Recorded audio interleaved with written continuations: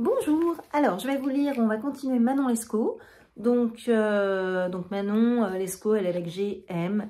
Et le petit chevalier, bah, il est un petit peu jaloux, un peu triste, il a un petit peu peur. Donc voilà. Je cédais à ses instances, malgré les mouvements secrets de mon cœur qui semblaient me présager une catastrophe malheureuse. Je sortis dans le dessein de prier 2 ou 3 gardes du corps avec lesquels Lescaut m'avait mise en liaison, de se charger du soin d'arrêter GM. Je n'en trouvais qu'un au logis, mais c'était un homme entreprenant qui n'eût pas plutôt su de quoi il était question qu'il m'assura du succès.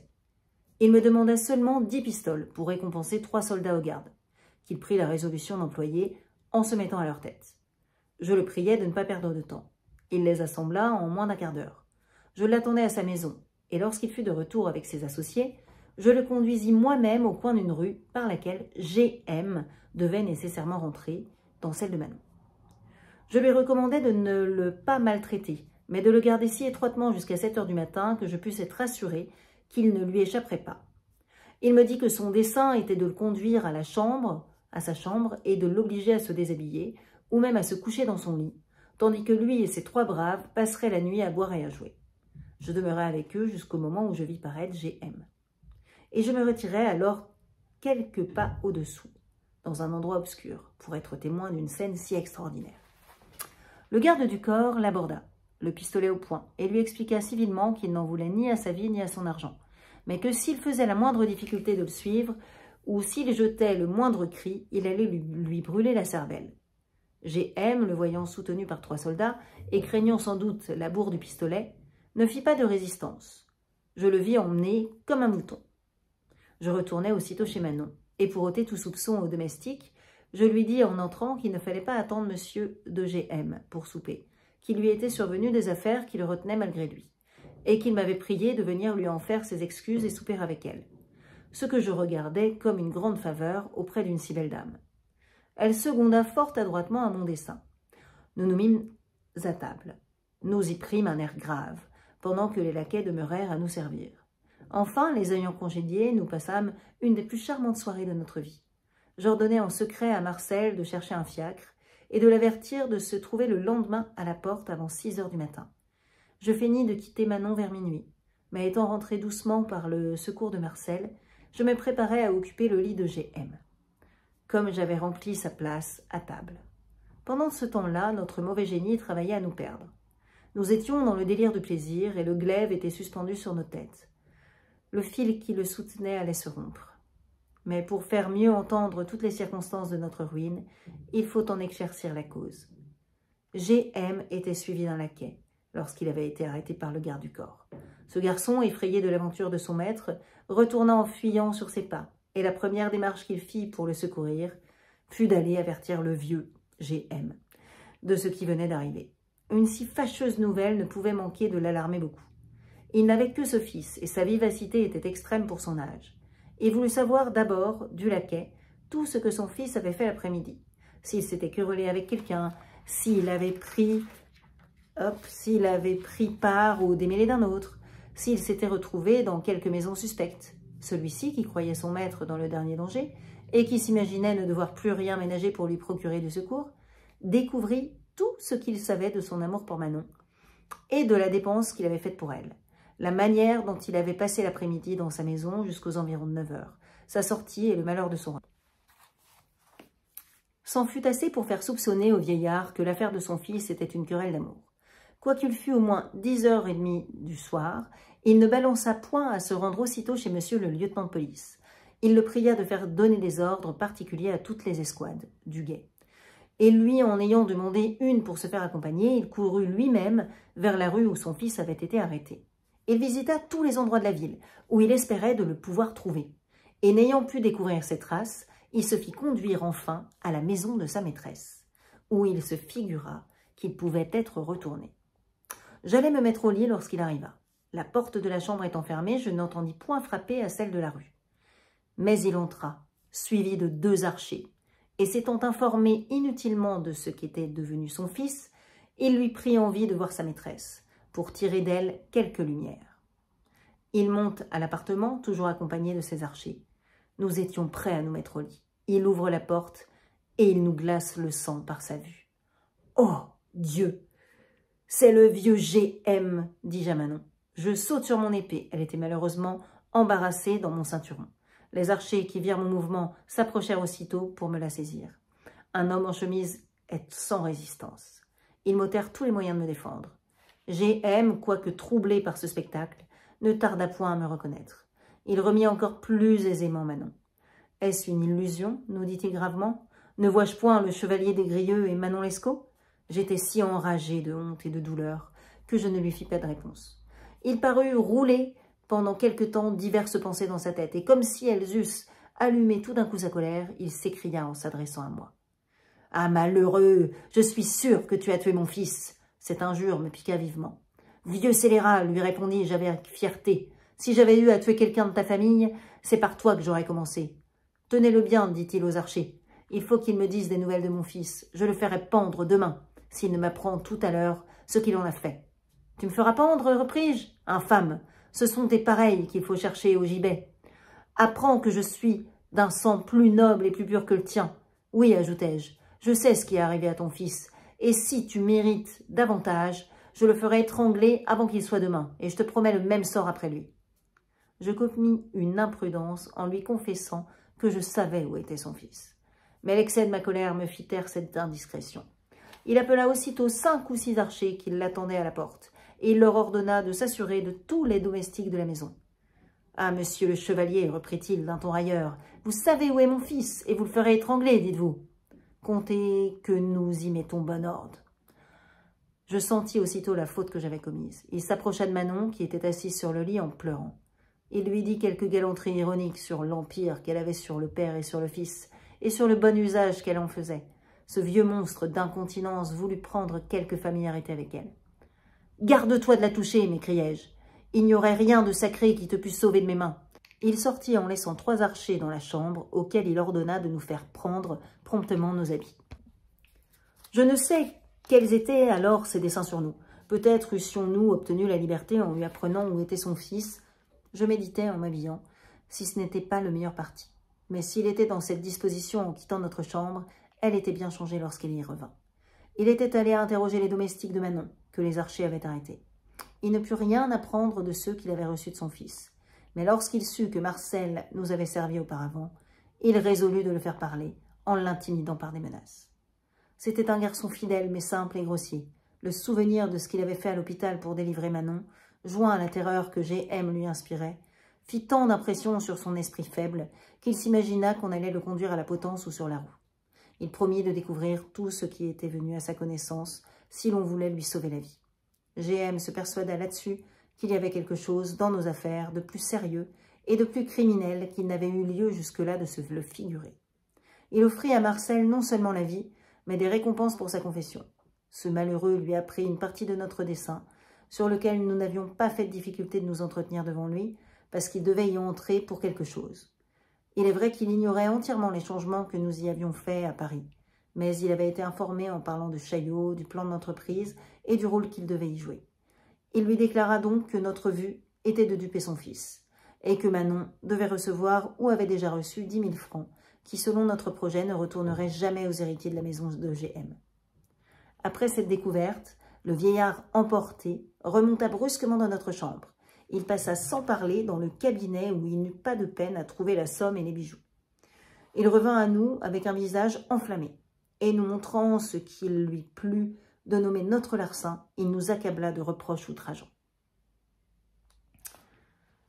Il fit voir de près à Manon le collier de perles et les bracelets. « Les reconnaissez-vous » lui dit-il avec un sourire moqueur. « Ce n'était pas la première fois que vous les eussiez vus.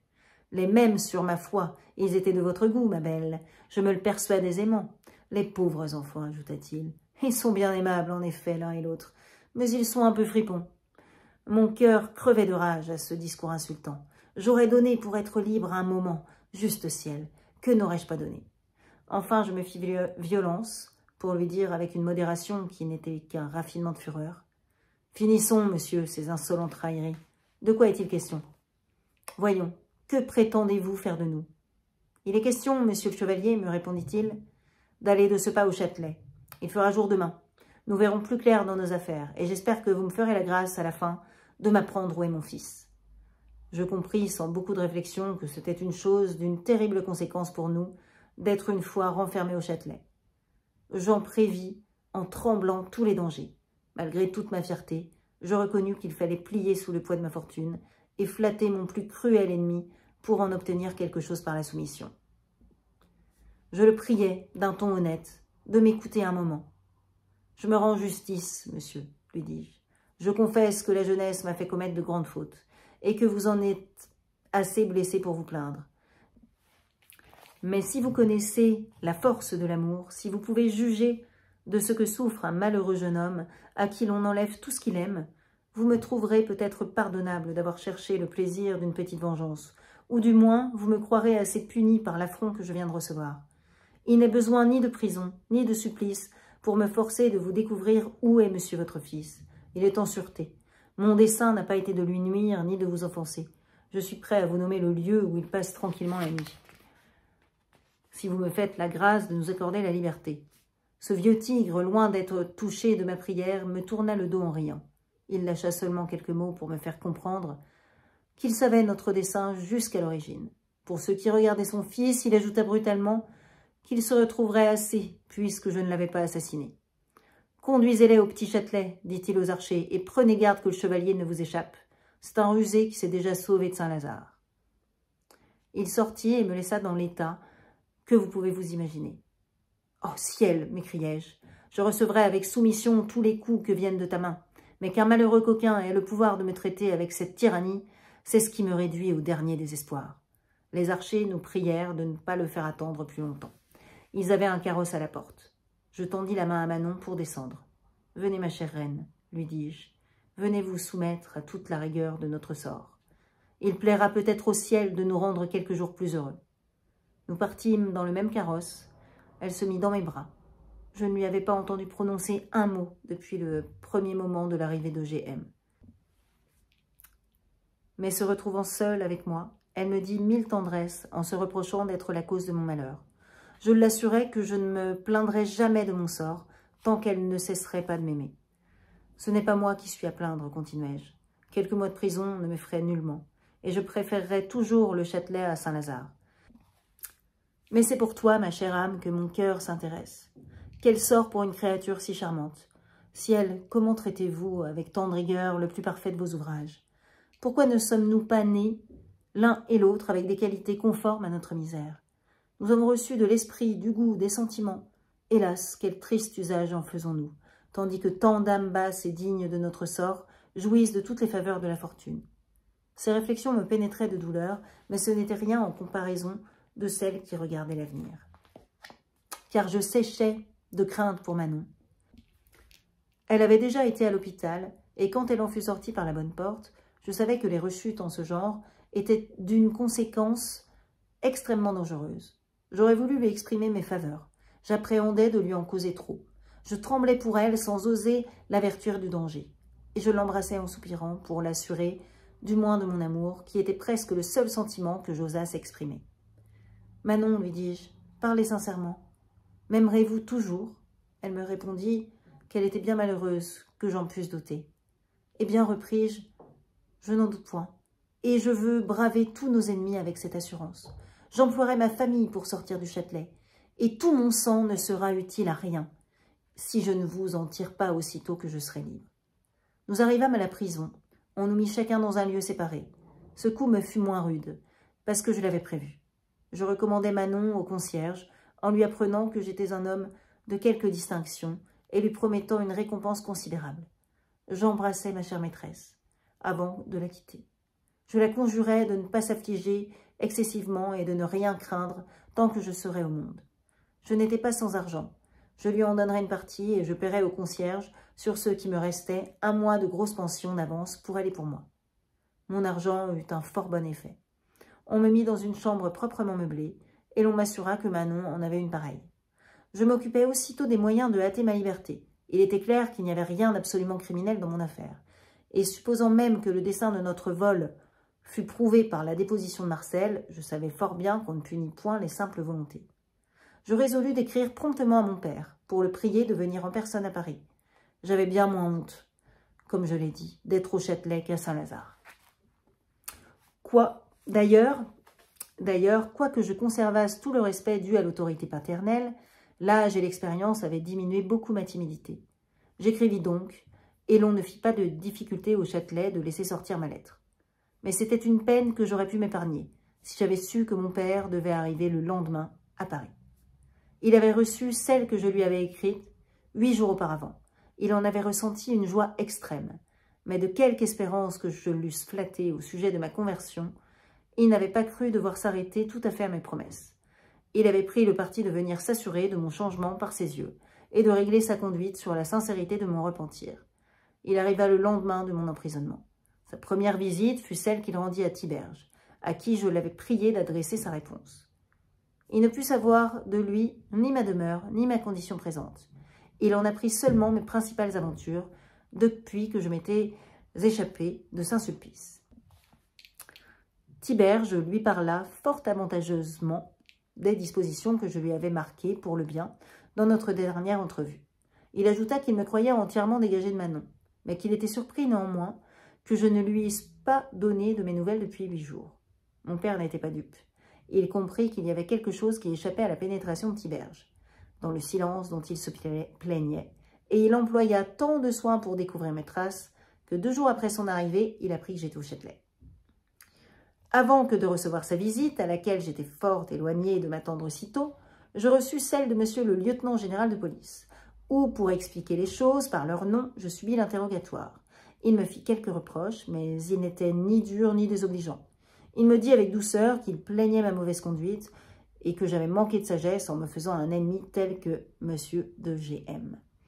Qu'à la vérité, il était aisé de remarquer qu'il y avait dans mon affaire plus d'imprudence et de légèreté que de malice, mais que c'était néanmoins la seconde fois que je me trouvais sujet à son tribunal et qu'il avait espéré que je fusse devenu plus sage, après avoir pris 2 ou 3 mois de leçons à Saint-Lazare.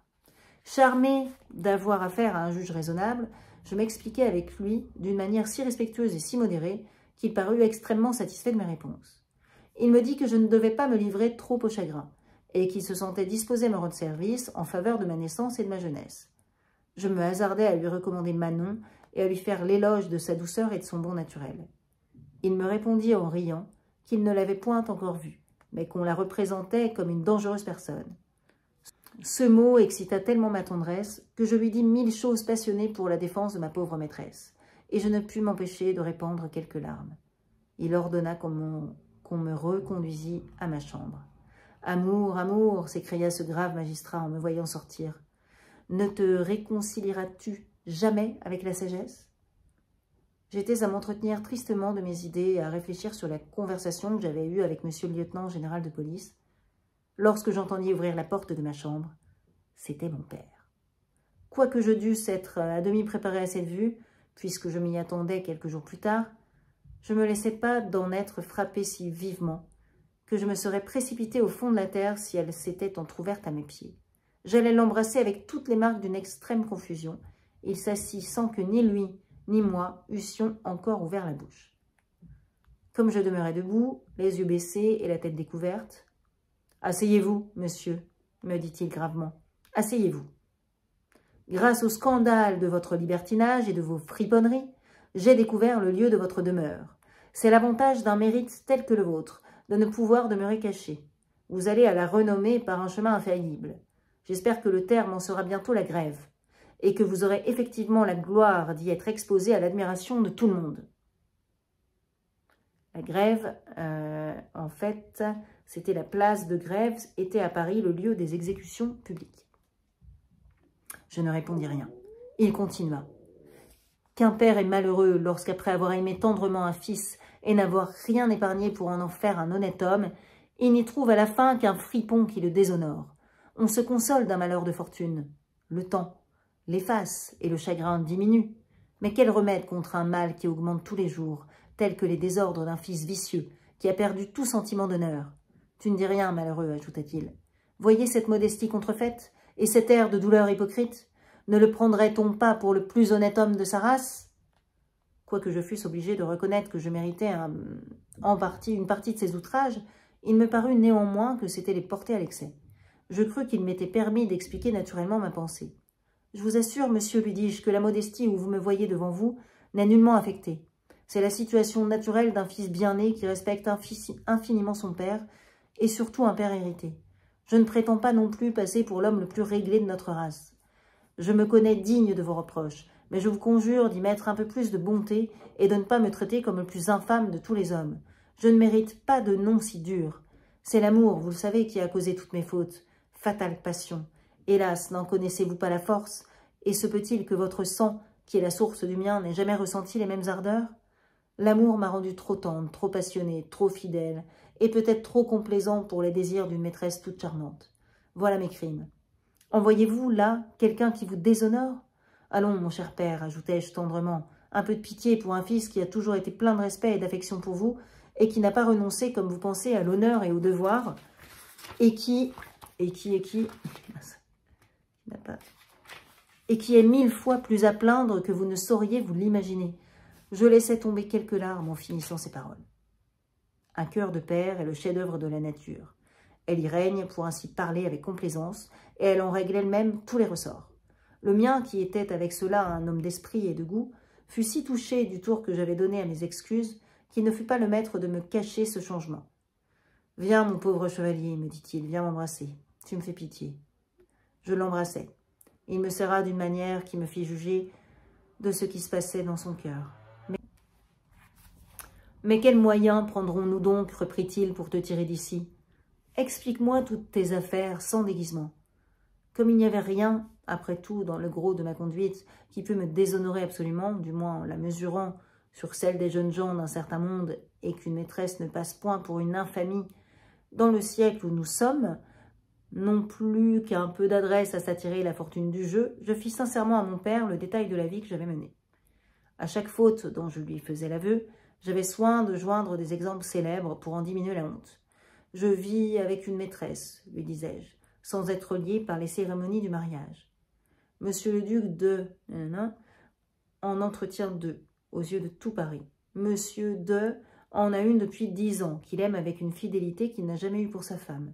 Les 2/3 des honnêtes gens de France se font honneur d'en avoir. J'ai usé de quelques supercheries au jeu. Monsieur le marquis de machin et le comte de...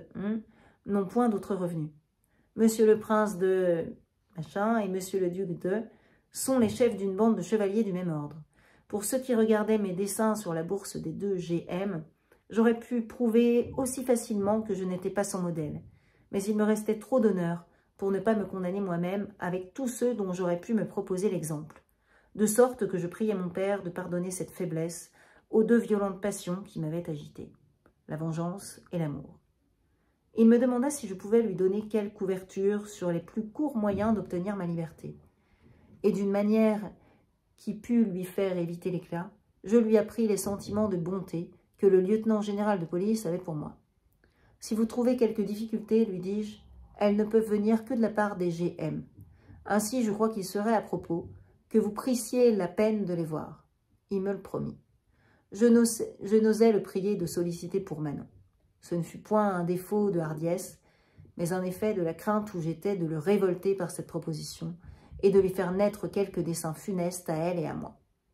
Je suis encore à savoir si cette crainte n'a pas causé mes plus grandes infortunes, en m'empêchant de tenter les dispositions de mon père et de faire des efforts pour lui en inspirer des favorables à ma malheureuse maîtresse.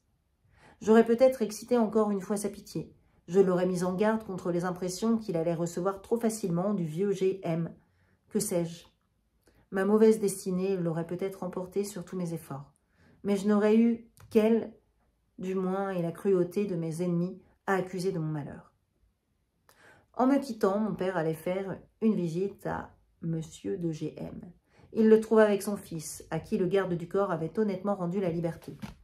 Je n'ai jamais su les particularités de leur conversation, mais il ne m'a été que trop facile d'en juger par ses mortels effets. Ils allèrent ensemble, je dis les 2 pères, chez monsieur le lieutenant général de police, auquel ils demandèrent 2 grâces, l'une de me faire sortir sur le champ de Châtelet, l'autre d'enfermer Manon pour le reste de ses jours ou de l'envoyer en Amérique. On commençait dans le même temps à embarquer quantité de gens sans aveu pour le Mississippi. Monsieur le lieutenant général de police leur donna sa parole de faire partir Manon pour le premier vaisseau. M de GM et mon père vinrent aussitôt m'apporter ensemble la nouvelle de ma liberté. M de GM me fit un compliment civil sur le passé, et m'ayant félicité sur le bonheur que j'avais d'avoir un tel père, il m'exhorta à profiter désormais de ses leçons et de ses exemples. Mon père m'ordonna de lui faire des excuses de l'injure prétendue que j'avais faite à sa famille, et de le remercier de s'être employé avec lui pour mon élargissement. Nous sortîmes ensemble sans avoir dit un mot de ma maîtresse. Je n'osais même parler d'elle aux guichetiers en leur présence. Hélas, mes tristes recommandations eussent été bien inutiles. L'ordre cruel était venu, en même temps que celui de ma délivrance. Cette fille infortunée fut conduite 1 heure après à l'hôpital, pour y être associée à quelques malheureuses qui étaient condamnées à subir le même sort. Mon père m'ayant obligé de le suivre à la maison où il avait pris sa demeure, il était presque 6 heures du soir lorsque je trouvais le moment de me dérober de ses yeux pour retourner au Châtelet. Je n'avais dessein que de faire tenir quelques rafraîchissements à Manon et de la recommander au concierge, car je ne me promettais pas que la liberté de la voir me fût accordée. Je n'avais point encore eu le temps non plus de réfléchir aux moyens de la délivrer. Je demandai à parler au concierge. Il avait été content de ma libéralité et de ma douceur, de sorte qu'ayant quelques dispositions à me rendre service, il me parla du sort de Manon, comme d'un malheur dont il avait beaucoup de regrets, parce qu'il pouvait m'affliger. Je ne compris point ce langage. Nous nous entretînmes quelques moments sans nous entendre. À la fin, s'apercevant que j'avais besoin d'une explication, il me la donna, telle que j'ai déjà eu horreur de vous la dire. Jamais apoplexie violente ne causa d'effets plus subits et plus terribles. Je tombais avec une palpitation de cœur si douloureuse qu'à l'instant que je perdis la connaissance, je me crus délivrée de la vie pour toujours. Il me resta même quelque chose de cette pensée, lorsque je revins à moi. Je tournai mes regards vers toutes les parties de la chambre et sur moi-même pour m'assurer si je portais encore la malheureuse qualité d'homme vivant. Il est certain qu'en ne suivant que le mouvement naturel qui fait chercher à se délivrer de ses peines, rien ne pouvait me paraître plus doux que la mort, dans ce moment de désespoir et de consternation. La religion même ne pouvait me faire envisager rien de plus insupportable après la vie, que les convulsions cruelles dont j'étais tourmentée. Cependant, par un miracle propre à l'amour, je retrouvai bientôt assez de force pour remercier le ciel de m'avoir rendu la connaissance et la raison. Ma mort n'eût été utile qu'à moi. Manon avait besoin de ma vie pour la délivrer, pour la secourir, pour la venger. Je jurais de m'y employer sans ménagement. Le concierge me donna toute l'assistance que j'eusse pu attendre du meilleur de mes amis. Je reçus ses services avec une vive reconnaissance. « Hélas, lui dis-je, vous êtes donc touché de mes peines, tout le monde m'abandonne. Mon père même est sans doute un de mes plus cruels persécuteurs. Personne n'a pitié de moi. Vous seul, dans le séjour de la dureté et de la barbarie, vous marquez de la compassion pour le plus misérable de tous les hommes. » Il me conseillait de ne point paraître dans la rue sans être un peu remis du trouble où j'étais. « Laissez, laissez, répondis-je en sortant. Je vous reverrai plus tôt que vous ne pensez. Préparez-moi le plus noir de vos cachots. Je vais retravailler à le mériter. » En effet, mes premières résolutions n'allaient à rien moins qu'à me défaire des 2 GM et du lieutenant général de police, et fondre ensuite à main armée sur l'hôpital avec tous ceux que je pourrais engager dans ma querelle. Mon père lui-même eût à peine été respecté dans une vengeance qui me paraissait si juste, car le concierge ne m'avait pas caché que lui et GM étaient les auteurs de ma perte. Mais lorsque j'eus fait quelques pas dans les rues et que l'air eut un peu rafraîchi mon sang et mes humeurs, ma fureur fit place, peu à peu, à des sentiments plus raisonnables. La mort de nos ennemis eût été d'une faible utilité pour Manon, et elle m'eût exposé sans doute à me voir ôter tous les moyens de la secourir. D'ailleurs, aurais-je eu recours à un lâche assassinat. Quelle autre voie pouvais-je m'ouvrir à la vengeance? Je recueillis toutes les forces et tous mes esprits pour travailler d'abord à la délivrance de Manon, remettant tout le reste après le succès de cette importante entreprise. Il me restait peu d'argent. C'était néanmoins un fondement nécessaire par lequel il fallait commencer. Je ne voyais que 3 personnes de qui j'en pusse attendre. M de T, mon père et Tiberge. Il y avait peu d'apparence d'obtenir quelque chose des 2 derniers, et j'avais honte de fatiguer l'autre par mes importunités. Mais ce n'est point dans le désespoir qu'on garde des ménagements. J'allais sur le champ au séminaire de Saint-Sulpice sans m'embarrasser si j'y serais reconnue. Je fis appeler Tiberge. Ses premières paroles me firent comprendre qu'il ignorait encore mes dernières aventures. Cette idée me fit changer le dessein que j'avais, de l'attendrir par la compassion. Je lui parlais en général du plaisir que j'avais eu de revoir mon père, et je le priais ensuite de me prêter quelque argent sous prétexte de payer avant mon départ de Paris quelques dettes que je souhaitais de tenir inconnues. Il me présenta aussitôt sa bourse. Je pris 500 francs sur 600 que j'y trouvais. Je lui offris mon billet, il était trop généreux pour l'accepter. Je tournai de là chez M. de T. Je n'eus point de réserve avec lui, je lui fis l'exposition de mes malheurs et de mes peines. Il en savait déjà jusqu'aux moindres circonstances, par le soin qu'il avait eu de suivre l'aventure du jeune G.M. Il m'écouta néanmoins et il me plaignit beaucoup. Lorsque je lui demandai ses conseils sur les moyens de délivrer Manon, il me répondit tristement qu'il y voyait si peu de jours qu'à moins d'un secours extraordinaire du ciel, il fallait renoncer à l'espérance. Qu'il avait passé exprès à l'hôpital depuis qu'elle y était enfermée, qu'il n'avait pu obtenir lui-même la liberté de la voir, que les ordres du lieutenant général de police étaient de la dernière rigueur, et que pour comble d'infortune, la malheureuse bande où elle devait entrer était destinée à partir du jour où nous étions. J'étais si consternée de son discours qu'il eût pu parler 1 heure sans que j'eusse pensé à l'interrompre. Il continua de me dire qu'il ne m'était point allé voir au Châtelet pour se donner plus de facilité à me servir, lorsqu'on me croirait sans liaison avec moi. Que depuis quelques heures que j'en étais sortie, il avait eu le chagrin d'ignorer où je m'étais retirée, et qu'il avait souhaité de me voir promptement pour me donner le seul conseil dont il semblait que je pusse espérer du changement dans le sort de Manon. Mais un conseil dangereux, auquel il me priait de cacher éternellement qu'il eût part. C'était de choisir quelques braves qui eussent le courage d'attaquer les gardes de Manon lorsqu'il serait sorti de Paris avec elle. Il n'attendit point que je lui parlasse de mon indigence. « Voilà 100 pistoles, me dit-il, en me présentant une bourse, qui pourront vous être de quelque usage. Vous me les remettrez lorsque la fortune aura rétabli vos affaires. » Il ajouta que si le soin de sa réputation lui permit d'entreprendre lui-même la délivrance de ma maîtresse, il m'eût ouvert son bras et son épée. Cette excessive générosité me toucha jusqu'aux larmes. J'employais pour lui marquer ma reconnaissance toute la vivacité que mon affliction me laissait de reste. Je lui demandais s'il n'y avait rien à espérer par la voie des intercessions. Intercession, c'est des recours, interventions. Par la voie des intercessions auprès du lieutenant général de police. Il me dit qu'il y avait pensé, mais qu'il croyait cette ressource inutile, parce qu'une grâce de cette nature ne pouvait se demander sans motif, et qu'il ne voyait pas bien quel motif on pouvait employer pour se faire un intercesseur d'une personne grave et puissante. Que si l'on pouvait se flatter de quelque chose de ce côté-là, ça ne pouvait être qu'en faisant changer de sentiment à M de GM et à mon père, et en les engageant à prier eux-mêmes monsieur le lieutenant de police de révoquer sa sentence.